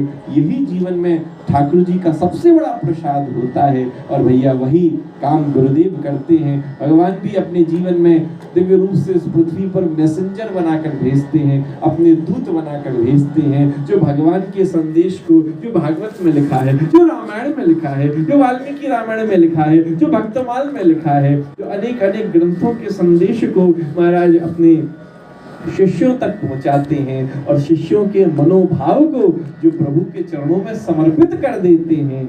ऐसे गुरुदेव होते हैं। ऐसे सदगुरुदेव महाराज को हम बारंबार प्रणाम करते हैं और यही ठाकुर जी के चरणों में यही प्रार्थना है कि भैया हमारी उन गुरु के प्रति, उस गुरु मंत्र के प्रति महाराज वो निष्ठा हमारी बनी रहे। शक्ति किसमें है? शक्ति केवल और केवल हमारा जो उस मंत्र के प्रति हमारा जो विश्वास है, हमारी जो नियम सेवा है, तो शक्ति और सामर्थ्य केवल और केवल उसी में है। इसीलिए हम तो बार बार यही प्रयास करते हैं, हर बार कहते हैं आज ये शरीर है, अगली बार रहा न रहा, किसी के शरीर का कोई ठिकाना नहीं है। लेकिन भैया आवश्यकता किसकी है? बोले आवश्यकता जरूरत केवल और केवल इसी बात की है कि हमारे जीवन में बोले भैया शरीर रहा ना रहा, हमारा उस मंत्र के प्रति, हमारा उस गुरु के प्रति यदि वो विश्वास रहेगा तो नेत्र बंद करके जब देखेंगे तभी गुरुदेव के दर्शन हो जाएंगे, तभी गुरु वाणी का दर्शन हो जाएगा। इसीलिए कहा महाजनों ये कथा सपंतः, बोले जो सदगुरुदेव बता गए, जो मार्ग दिखा गए, बोले उसका अनुसरण, उसका पालन करना बोले हम सबका कर्तव्य है। इसीलिए भैया जैसा हम कहते हैं हम सब राधा रमणीय हैं, राधा रमण जी के सब भक्त हैं, हमारे इष्ट देव राधा रमण हैं। इसीलिए कहते हैं भैया कलयुग में यदि कोई कहे कि कृष्ण को देखा है तो बोले हाँ हमने देखा है। बोले किस रूप में देखा है? बोले राधा रमण जी के रूप में देखा है। क्योंकि भगवान श्री कृष्ण के जब ग्रेट ग्रैंड सन हुए वज्रनाभ, तो वज्रनाभ जी के मन में बड़ा चलता था। बोले हमने सुना है बहुत कि हमारे दादाजी कैसे थे, लेकिन हमने देखा नहीं। तो सबसे पूछते थे श्री कृष्ण कैसे थे, सबसे पूछते थे। तो हमारा उस समय जैसे जैसे जिसने बताया तो उसके अनुसार उन्होंने 3 मूर्तियां बनवाई। गोविंद देव जी की मूर्ति बनवाई, गोपीनाथ जी की मूर्ति बनवाई और मदन मोहन जी की मूर्ति बनवाई। अब 3 मूर्तियां जब बनी तब उन्हें मन में शंका थी कि कौन सी मूर्ति मिलती है, देखने में एक सी है। तो उसी समय उत्तरा उस समय जीवित थी और उत्तरा से उन्होंने जब पूछा, बोले भैया आप ही बताओ कृष्ण कैसे थे। तो उन्होंने जब मदन मोहन जी को देखा, तो मदन मोहन जी के चरणों को देखा, तो उन्होंने कहा कि इनके चरण श्री कृष्ण से मिलते। बगल में गोपीनाथ जी का विग्रह रखा था, गोपीनाथ जी को देखा तो बोले इनका वक्षस्थल श्री कृष्ण से मिलता है। उसके बगल में गोविंद देव जी का विग्रह रखा हुआ था, गोविंद देव जी के मुखमंडल को देखकर उत्तरा बोली इनका मुख श्री कृष्ण से मिलता है। मदन मोहन जी के चरण, गोपीनाथ जी के वक्षस्थल और गोविंद देव जी का मुखमंडल। और आगे चलकर जब हमारे राधा रमण लाल जी प्रकट हुए तो राधा रमण जी का मुख कैसा है? बोले गोविंद देव जी जैसा। वक्षस्थल कैसा है? बोले गोपीनाथ जी जैसा। चरण कैसे हैं? बोले मदन मोहन जी जैसे। इसीलिए आज यदि देखना है कि भैया हमारे कृष्ण कैसे थे तो भैया राधा रमण जी का दर्शन करिए, प्रत्यक्ष स्वयं स्वयंभू महाराज ठाकुर जी विराजमान हैं। रोज आप दर्शन करो, रोज ठाकुर जी के एक्सप्रेशन बदल रहे हैं। कभी 2 दंतावलियों के दर्शन होते हैं, कभी 5 दंतावलियों के दर्शन होते हैं, कभी खिलखिला के महाराज मुस्कुरा रहे हैं, महाराज 10 दंतावलियों के दर्शन हो रहे हैं। रोज ठाकुर जी के एक्सप्रेशन चेंज हो रहे हैं। और वास्तव में ठाकुर जी की भैया ऐसी कृपा है, वो तो भैया रोज चमत्कार मंदिर में तो हो ही रहे हैं, भैया सब भक्तों के जीवन में भी ठाकुर जी चमत्कार कर रहे हैं। बस उस भरोसे और विश्वास और नियम की बात है। नियम से हम जुड़ जाते हैं तो भैया प्रभु भी हमसे जुड़ जाते हैं। अभी पिछले 2 वर्ष पहले की बात है, हमारा इंग्लैंड जाना हुआ, मैनचेस्टर, और भागवत कथा चल रही थी। वहीं पर एक दंपति परिवार के 2 लोग पति पत्नी आए और कथा में बैठे और रोने लगे। हमें बड़ा आश्चर्य लगा, भैया बैठते ही रो रहे हैं, क्या बात हो गई? कथा चल रही थी अपनी धारा से। कथा का विश्राम हुआ, आरती आदि हुई, बाद में वो आए। हमने कहा, बोले आप रो रहे थे, क्या बात है? हमें समझ में नहीं आई कोई बात। बोले महाराज जी आज बड़ा चमत्कार हो गया। बोले क्या बात हो गई? बोले महाराज जी हम भारत के नोएडा के रहने वाले, और पहली बार हम इंग्लैंड आए, अपने बेटे का एग्जाम एडमिशन कराया था, तो उससे मिलने के लिए हम पहली बार आए। तो हमारा पिछले 25 सालों से नियम था कि हर महीने के आखिरी हफ्ते हम वृंदावन राधा रमण जी के दर्शन के लिए जाते थे। लेकिन इतने महीनों का हमारा नियम था, बेटे से हमने बहुत समझाया था, 5-7 दिन 10 दिन बहुत है, वो माना नहीं। 1 महीना की टिकट करा ली उसने। अब सुबह से भैया हम जब यहाँ आ गए तो हफ्ता 10 दिन तो निकल गए। अब तो हम बोर होने लगे, भैया यहाँ पर बोर हो रहे हैं, क्या करें? इस बेटा ने फंसा दिया। बढ़िया वृंदावन पहुंचते, नोएडा में होते तो वृंदावन चले जाते। 25 साल से जा रहे थे। तो पत्नी ने कहा देखो कोई बात नहीं, इतनी दूर आ गए हैं, इतनी महंगी टिकट खर्च हुई है। अब उसका मन था 1 महीना भर रुक जाते, तो चलो मंदिरों की कभी यहाँ थोड़ी है, यहाँ भी तो कहीं मंदिर होगा, पता कर लेते। उन्होंने गूगल पर पता किया तो शहर में 3 बड़े मंदिर थे। उसमें से एक मंदिर में हमारी कथा चल रही थी। उन्होंने देखा तो सबसे पहले वही मंदिर आ गया। उन्होंने कहा चलो इस मंदिर में ही चलते। और जैसे ही उन्होंने अपने बेटे से कहा, बेटे ने टैक्सी बुक करा दी, और वो जैसे ही मंदिर में अंदर उन्होंने प्रवेश किया और जैसे ही घुसे तो हमारी कथा चल रही। और कथा की बात तो जो है सो है, लेकिन हम जब बाहर जाते हैं तो जैसे आपने यहाँ भी देखा होगा, कथा होती है तो हमारा पीछे राधा रमण जी का फ्लेक्स लगता है। तो जैसे ही उनकी नजर उस राधा रमण जी के फ्लेक्स पर पड़ी, उसी समय आंखों में आंसू आ गए। अरे प्रभु का चमत्कार देखो, भारत में ही नहीं इंग्लैंड में भी चमत्कार है।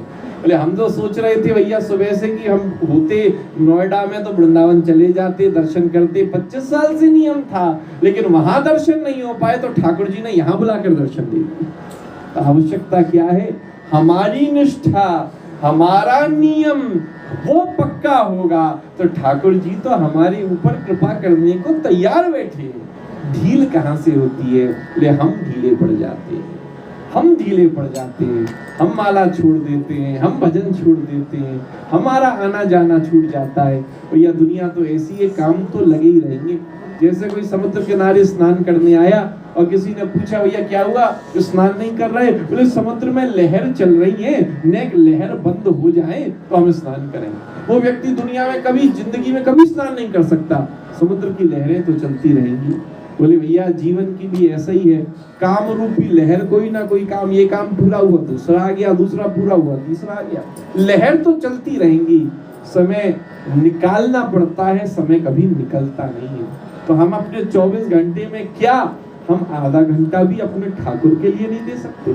जिसने सब कुछ हमें प्रदान किया, क्या उसको हम 30 मिनट भी नहीं दे सकते कि कम से कम हम अपनी 3 गुरु मंत्र की माला, 2-5 महामंत्र की माला, अपना पाठ दिया बत्ती करके उन्हें प्रणाम कर सकें? इतना तो हमारा कर्तव्य बनता है। आप दुनिया वालों को तो याद करते हो, भैया ने एक कान के इयरिंग दे दिए तो ये कान के सोने की इयरिंग भैया ने दिए थे, ये गले का नेकलेस पति ने दे दिया तो मोहल्ले वाले को दिखाएंगे ये नेकलेस हमारे पति ने दिया था। हमारा शास्त्र कह रहा है इयरिंग देने वाला भाई याद है, नेकलेस देने वाला पति याद है, वो कान देने वाला गोविंद याद नहीं है, वो गला देने वाला गोविंद याद नहीं है। दुर्लभो मानुषो देहो देहिनाम क्षणभंगुरा तत्रापि दुर्लभम मन्ये वैकुंठ प्रिय दर्शनम। 84 लाख योनियों के बाद ये महाराज मनुष्य शरीर प्राप्त होता है, बड़ा दुर्लभ है, एक एक क्षण बड़ा दुर्लभ है। कोई नहीं कह रहा कि भैया बाबा जी बन जाओ, सब छोड़ दो।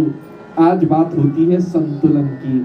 संतुलन रखो, व्यवहार भी निभाओ, व्यापार भी निभाओ, लेकिन अपने आध्यात्म से पीछे मत हटो, अपने भजन से पीछे मत हटो। हमारे जीवन में वो नियम सेवा बनी रहे। हमारा इतना सुंदर राधा रमण परिवार बना हुआ है, सब इतने भाव से जुड़े हुए हैं, तो भैया वो जुड़ाव जरूरी है। गुरु पूर्णिमा पर सब इकट्ठे होते हैं, सब आते हैं, बड़ा आनंद रहता है। लेकिन जो हमने प्रारंभ किया, प्रयास किया, एक कोशिश हम कर सकते हैं कि भैया कम से कम हर 1 महीने में, नहीं तो 2 महीने में एक बार प्रयास हो कि हम पूरा परिवार परिकर साथ में बैठे। हम नहीं, हमेशा नहीं आ पाएंगे, लेकिन राधा रमण जी का विग्रह रखकर, दिया बत्ती जलाकर, सब बैठकर थोड़ी देर भगवान नाम संकीर्तन करें, ठाकुर जी के भजनों का गान करें, तो एक आपस में हम सब भक्तों का, सबका जुड़ाव बना रहेगा। तो सबसे बड़ी बात है, सारा खेल किसका है? बोले संग का है। जैसा संग होता है वैसे ही रंग चढ़ जाता है। कितनी बार व्यापारियों के साथ बैठते हो, व्यवहार वालों के साथ बैठते हो, दुनिया वालों के साथ बैठते हो, अपने सत्संगियों के साथ राधा रमण भागवत प्रचार सेवा समिति में भी बैठ जाया करो। तो ऐसा प्रयास करें, हम हर बार कहते हैं, और अपनी तरफ से एक जने को लेकर नहीं, वही कहेंगे, वही करेंगे, वही बढ़ेंगे। अब बेचारा एक व्यक्ति कहाँ का कितना क्या कैसे कर ले। सब परिवार के सदस्य, सबकी जिम्मेदारी बनती है कि हम अपनी तरफ से फोन करें, वहाँ सुरेश जी इस महीने का सत्संग कहाँ पर है, किस घर में? बोले कहीं नहीं है, कोई बात नहीं है, संडे हम अपने घर में सत्संग रख लेते हैं, ठाकुर जी का विग्रह बैठेगा, सब 10 मिनट कीर्तन सुमरण करेंगे, आरती दिया बत्ती होगी, हमारा थोड़ी देर मिल बैठ के थोड़ा प्रसाद सबको वितरित हो जाएगा और सब जाएंगे। इस बहाने हम इस रूप से ठाकुर जी से और अपने हमारा उस सत्संग से, संगठन से, अपने भाव से जुड़े रहेंगे। तो ये प्रयास होना चाहिए। सब अपने यहाँ भड़ भड़ कर हमारा उत्सव बना रहेगा, सब जुड़े रहेंगे। जब जैसा मौका हमारा मिलेगा, हम तो आते ही हैं, आते ही रहेंगे। आपका जैसे सहयोग बन जाए, मौका मिल जाए, बड़ी प्रसन्नता होती है। उत्सव वृंदावन में होते हैं, सेवा होती है, हमारा सब जने आते हैं। अभी भागवत कथा का बड़ा सुंदर आयोजन पुरुषोत्तम मास में था। सुरेश जी 7 दिन तक भाव से बैठकर पूरी कथा उन्होंने सुनी। तो आवश्यकता इसी बात की है कि भैया वो जुड़ाव बना रहे वृंदावन में। राधा रमण जी से कोई न्योता आ रहा है सेवा महोत्सव का, वो जुड़ाव बना रहे। बोले हमारे राधा रमण जी ने हमें बुलाया, ठाकुर जी हमको बुला रहे, वो भाव हमारे जीवन में है। नहीं, राधा रमण जी हमें बुला रहे, जाना ही है। अब जैसी सुविधा, जैसी व्यवस्था बन जाए, बस भाव रखोगे जाना ही है, तो ठाकुर जी अपने आप व्यवस्था बना देंगे। इसीलिए भैया गुरु के प्रति निष्ठा, गोविंद के प्रति निष्ठा हमारे इष्टदेव राधा रमण जी हैं, स्वयं प्रकट ठाकुर है। ये हमारा सौभाग्य है, इसका अभिमान होना चाहिए हमारे राधा रमण। तो भैया राधा रमण जी जब बुला रहे हैं, जब आना है, तो भैया अपनों से तो मिलने जाना ही चाहिए। तो जब जैसे मौका मिल जाए, महीने में, 2 महीने में, 6 महीने में, आकर राधा रमण जी को धूप लगाए, वृंदावन की परिक्रमा लगाए और भैया अपने गुरु स्थान पर होकर जाए। तब देखिए वापस पहुंचेंगे किस ऊर्जा के साथ, किस उत्साह के साथ। जीवन का कौन सा काम है जो आपका रुक जाए। तो ये अपने नियम के साथ हम जुड़े, प्रतिदिन माला के साथ आप सब जुड़े, अपनी माला कभी ना छोड़ें। गुरु मंत्र की, महामंत्र की माला करते रहिए। वो माला में ही शक्ति है, वो तुलसी में ही शक्ति है। जब तुलसी की माला करते हैं, वो कंसंट्रेशन बढ़ता है, वो आध्यात्मिकता बढ़ती है और भैया प्रभु के प्रति वो जुड़ाव बनता है। तो भैया बारंबार गुरु होने के नाते सबका ये एक आदेश के रूप में भी रहेगा, एक निवेदन के रूप में भी रहेगा। भैया हम सबका ऐसा ही भजन बना रहे। तो भैया सबको बारंबार गुरु पूर्णिमा की बहुत बहुत सबको बधाई, बहुत बहुत आशीर्वाद। ऐसा ही सबके जीवन की भक्ति, ऐसा ही प्रेम, ऐसी ही सरलता और जीवन में सौम्यता बढ़ती रहे, भजन बढ़ता रहे। बस यही राधा रमण लाल जी के चरणों में बारंबार प्रार्थना है। आप सभी की ऊपर उनकी कृपा बनी रहे और बहुत जल्दी प्रयास कीजिए सब मिलकर पुनः एक उत्सव फिर कपूरथला में करते हैं, सब बैठकर खूब आनंद उत्सव मनाएंगे। अब पितृपक्ष में भी अगले महीने अक्टूबर में वृंदावन में भागवत कथा है, आप सब उसमें आमंत्रित हैं। आप सब पधारो, कथा का आनंद लो और जब जब जैसे जैसे मौका मिलता रहे आप सब वृंदावन में आते रहिए। आइए 2 मिनट महामंत्र करेंगे, फिर गुरु पूजन आदि करेंगे। हरे कृष्णा कृष्णा कृष्णा हरे हरे, हरे राम राम राम हरे हरे, हरे कृष्णा कृष्णा कृष्णा हरे हरे, हरे राम राम राम हरे हरे। बोलिए श्री राधा रमण लाल की जय, सद्गुरुदेव महाराज की जय, आज के आनंद की जय। जय जय श्री राम, जय जय श्री श्रीदास, जय जय श्रीदास, विदाई गौर हरि। आज के आदेश के अनुसार 3 संकीर्तन बुक हो गए मंथ में। अच्छा, अगस्त सितंबर की पहले रविवार जहाँ ऊपर बहुत बढ़िया। जिसने अपने घर में करवाना हो वो अपने घर में करवाए, नहीं तो यहीं पर प्रसाद जिस नहीं कर सकता यहाँ पे प्रसाद की व्यवस्था नहीं है। वाह, बहुत सुंदर, बहुत सुंदर जो बात चल रही थी। बस सबसे कठिन क्या है? सबसे कठिन है शुरुआत होना। प्रारंभ हो जाए तो ठाकुर जी अपने आप बढ़ाते चले जाते हैं। अभी सुरेश जी ने बड़ी सुंदर हमें अच्छी सूचना प्रदान करी। 3 संकीर्तन बुक हो चुके हैं इस महीने का, अगस्त का। अगस्त आई गया, अगस्त सितंबर अक्टूबर, पहले हफ्ते का रविवार। और वो लाइव लेंगे। हाँ, हम लाइव उसमें रहेंगे, लाइव जरूर हम आ जाएंगे। और बस यही हम चाह रहे हैं, धारा शुरू बढ़ती रहे। मुख्य प्रयोजन सबका जुड़ना, कीर्तन और संकीर्तन हो। प्रसाद आदि में चुनौरी भी हो तो वो भी चल जाएगा। उसमें ऐसा ना रहे कि इतनी व्यवस्थाओं में फिर डर, ये व्यवस्था, ये व्यवस्था, ये व्यवस्था। मुख्य बाकी पदार्थ नहीं है, मुख्य प्रसाद है। बाकी जैसे जिसका उत्साह प्रसन्नता अलग बात है। कीर्तन सत्संग सबसे पहली बात है। कई बार पहले उसमें बहुत ज्यादा बढ़ जाता है, फिर हमें डर लगता है कि अभी अगले महीने कैसे होगा, कि उससे पहले कैसे होगा। तो इसीलिए हम ये चाहेंगे कि ऊपर की चीजों को बिल्कुल सरलता से कर सके, इससे हर व्यक्ति उत्साह के साथ बढ़ सके कि कीर्तन होना है, राधा रमन जी का विग्रह, दीपक जलेगा, साथ में कीर्तन भजन होगा, हम लाइव आएंगे, प्रसाद की जो व्यवस्था जैसे चुनौरी भी हो, प्रसाद में भोग लगा के सबको मिले। और ये स्थान तो भैया ऐसा है, सूर्य जी ने खूब खुले मन से कह दिया है, जिसकी जो इच्छा हो कि हमें कराना है स्थान, बोले कोई दिक्कत नहीं, घर पे नहीं हो पा रहा है, सूर्य जी के ऊपर हो जाएगा। एक स्थान बना हुआ है, अपने यहाँ कराए, बड़ी अच्छी बात है। तो ये भी आप ही का स्थान है, अपना गुरु स्थान है, आगे ऊपर अपना कीर्तन कार्यक्रम, सत्संग कीर्तन होना जरूरी है। कहाँ हो, किस रूप में हो, ये बड़ी बात नहीं है। एक बहुत अच्छी धारा शुरू हो गई है, 3 महीने निश्चित हो गए। पहले के पहले ही बताते रहे, ये ना हो कि पूछना पड़े, अरे आप करा लो, आप करा लो। आपका संदेश पहले से आ जाए, नहीं इस महीने का कीर्तन हमारी ओर से होना है। तो बस ये जुड़ना जरूरी है, ये जुड़ जाए, यही सबसे बड़ी बात है। अब विपिन जी आप हाँ, और क्या, तो कोई ना कोई बहाना चाहिए। जन्मदिन में इधर हो जा रहे हैं, उधर जा रहे हैं, जन्मदिन का हो जाए, इस महीने जन्मदिन है, एनिवर्सरी है, सब पड़ रहा है, मिलकर एक दिन का बना दिया। तो ठाकुर जी का जन्मोत्सव या हर चीज का उत्सव भगवान से ही तो होता है। किसी भी रूप से भगवान से जुड़ गए हम, तो भैया उससे बड़ा उत्सव क्या हो सकता है। सब अपना पूरा सत्संगी आ गए, सब अपने परिकर के लोग आ गए, सब साथ में कीर्तन कर रहे हैं, कृष्ण नाम ध्वनि कर रहे हैं, महाराज ठाकुर जी का भोग लग रहा है। इससे बड़ा उत्सव भला क्या हो सकता है। कौन से होटल में और कौन सी व्यवस्थाओं में वो आनंद नहीं मिल सकता जो वहां मिलेगा। और भैया सामने वाली घर का बच्चा हो, बड़ा हो, सबको आशीर्वाद मिलेगा।